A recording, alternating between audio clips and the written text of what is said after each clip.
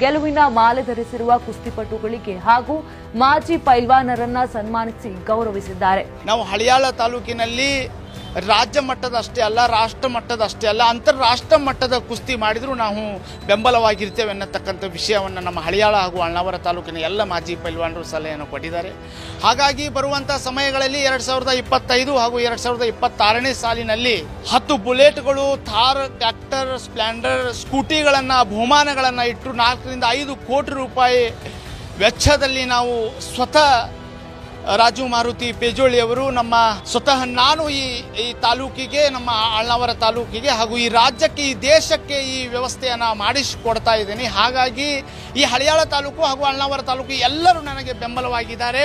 ಮಾಡೋಣ ಎನ್ನತಕ್ಕಂಥ ವಿಷಯವನ್ನು ಇವತ್ತು ಚರ್ಚೆಯಾಗಿದೆ. ಕಳೆದ 2024ರಲ್ಲಿ ಕೂಡ ಒಂದು ಇಲ್ಲಿ ಕುಸ್ತಿಯನ್ನು ಆಯೋಜನೆ ಮಾಡಿದ್ರು.